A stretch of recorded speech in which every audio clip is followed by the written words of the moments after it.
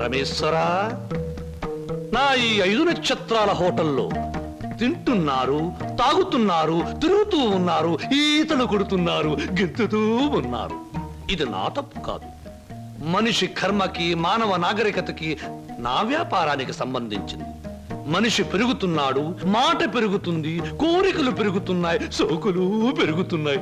పెళ్లి కాకుండానే అమ్మాయిలకు డోకులు పెరుగుతున్నాయి.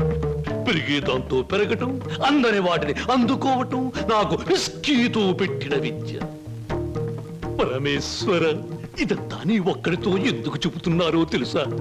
నీకు మాటలు రావు కనుక. శంభో శంకర.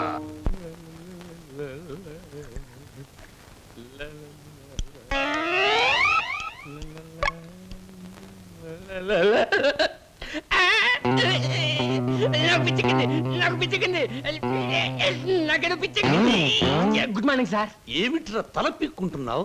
పేలుగాని పట్టాయా లేక దేంగని పట్టి? లేదు సార్, గ్లాస్ లో పోసిన విస్కీ మాయమైపోతుంది సార్. ఏదైనా మందు పిచ్చి పట్టిన దయ్యం ఎవరికీ కనిపించకుండా రహస్యంగా తాగేస్తున్నామోనని నాకు అనుమానంగా ఉంది సార్. దెయ్యం మందు నువ్వే తాగేస్తున్నావేమో? అయ్యో బాబోయ్, నేను తాగలేదు సార్. మా అమ్మాయి తోటి మా నాన్న మీద. ఆగు ఆగు ఆగు, నా కళ్ళ ముందు పోయి చూస్తా.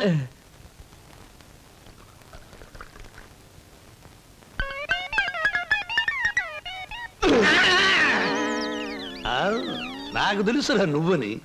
ఒరే, నీకు నెల నెలా జీతం ఇస్తున్నాను, సుందరాంగుల్ని తీసుకొచ్చినందుకు సుంకం ఇస్తున్నాను, అబద్ధాలు ఆడినందుకు కమిషన్ ఇస్తున్నాను. ఇంత చేసినా నువ్వు బారు మీద పడి పీపాలు తాగడం న్యాయమట్రా?